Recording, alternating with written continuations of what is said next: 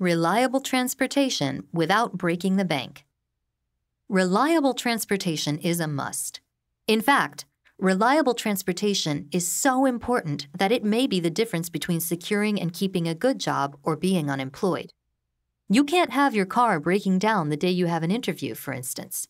So this chapter is devoted to making sure you have reliable transportation, but also that you don't break the bank acquiring it. Let me take you back to summer 2008, when my family was dealing with unreliable transportation. On a hot July day, my wife took the kids in our 10-year-old minivan to a mall in South San Antonio. When they came out of the mall, the van wouldn't start. Thankfully, the battery was old, so it was an easy fix. However, thinking of my wife sitting outside in the 100-degree heat with 4 little kids in a rough part of town made me quite uncomfortable. We couldn't let this happen again. The van had served us well for many years, but it was time she had something more reliable to drive. We thought we'd get a 2- or 3-year-old minivan with around 30,000 miles on it. After all, we didn't want anything new that would just depreciate 15% the minute we drove it off the lot. Also, we couldn't afford a new vehicle.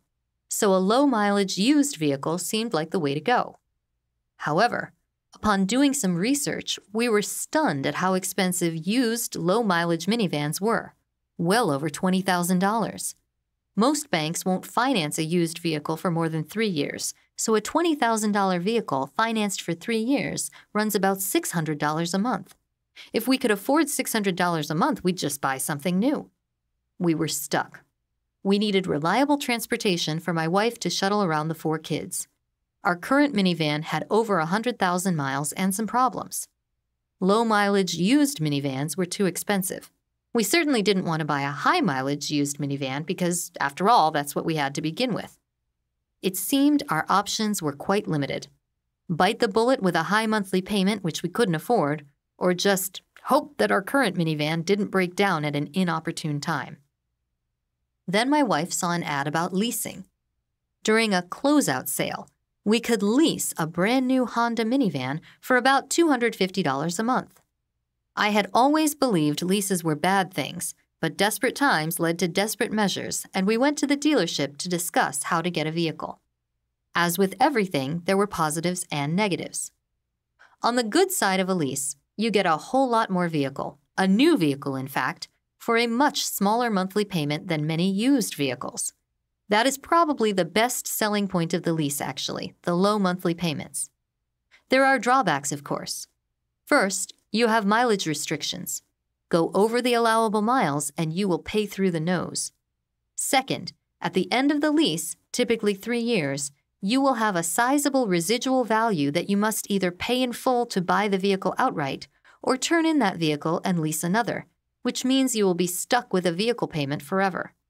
So there is a considerable trade-off for the initial low monthly payments.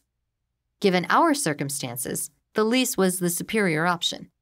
We paid about $250 a month for 3 years and paid the residual value of $15,000 at maturity. The lease purchase cost us around $25,000 for a brand new minivan with payment terms that didn't break our budget.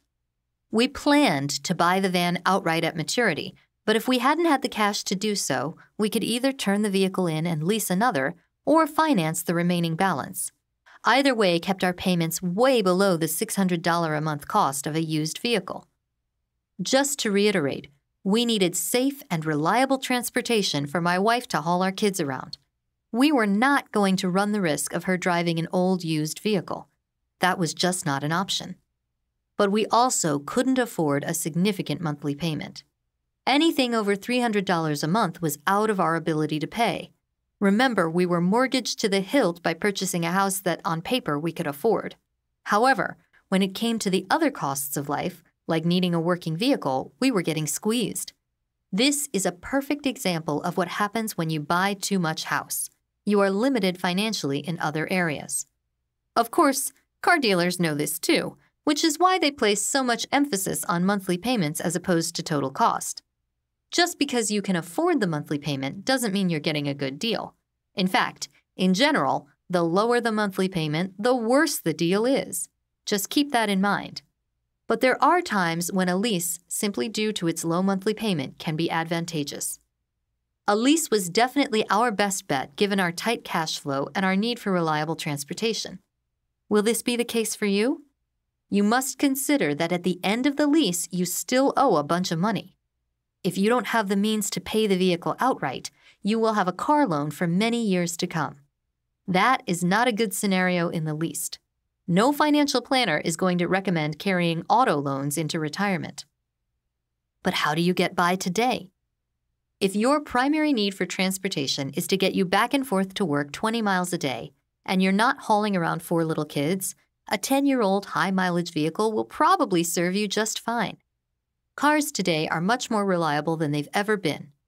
If you do basic maintenance on the moving parts, things like belts and tires, and change the oil and filters, you should be able to run your vehicle for many years. For example, I just took a quick look on Autotrader.com. A 2008 VW Jetta with 66,000 miles on it costs $10,000. Payments on this vehicle, financed for 3 years, run about $300 a month. After 3 years, you own this vehicle and will probably still get another 100,000 miles on it if you give it basic maintenance. After 3 years, you no longer have an auto payment and may use that $300 for other things like paying off a mortgage, credit card bill, or even saving. In this case, a lease probably doesn't make sense. After all, you don't need a new vehicle. You just need something that will get you back and forth to work. If you are pretty sure the vehicle has been maintained and has no major issues, then you should be just fine buying this vehicle outright or even financing it over 3 years. Just recently, though, I came across a benefit of leasing that I was unaware of. My job had changed locations from a nice office in the Atlanta suburbs to a prime location in Buckhead. This meant my commute time would triple. Given that my oldest daughter was about to start driving, we figured we would allow her to drive the older minivan and my wife would drive our 2013 Toyota Highlander, and I'd get a high MPG vehicle to drive back and forth to work and hope to spend less on gas. Our last 2 lease arrangements had worked out well, so we went ahead and leased another vehicle. Literally on the day we had its first routine maintenance, my daughter, who happened to be driving it, was hit by some kid who took a left turn right in front of her. The insurance company totaled the vehicle. They calculated the value of the vehicle about $3,000 less than what we still owed. We had just put $3,000 down when we leased it, and now we were going to need another $3,000 just to pay it off. This vehicle was going to cost us $6,000 for the privilege of driving it for all of a month, or so I thought. I contacted Nissan to tell them about the accident and to find out exactly how much I needed to pay to get out from under the lease. It turned out that a leased vehicle automatically comes with gap insurance protection, which means if your vehicle is totaled, the lease is paid off regardless of what the insurance company pays. In our case, we still owed $21,000 and the insurance company was only going to pay $18,000, but because of the gap insurance, Nissan kicked in the other $3,000 and we could walk away. That was great news. But remember, we had put $3,000 down to begin with. There was no way we were going to recoup that down payment, which leads us to the lesson of this story. Regardless whether you lease or purchase, negotiate so as to have no down payment. The reason for this is simple. If your vehicle is totaled and you have gap insurance, you'll be made whole from what you still owe. You will not, however, recover any payments you've made, including the down payment. If you have good credit, do whatever you can to negotiate no down payment, even if it means your monthly payment is a couple of bucks higher. Better to pay more per month and keep your money in the bank than pay a little less and lose your entire down payment if your vehicle is totaled.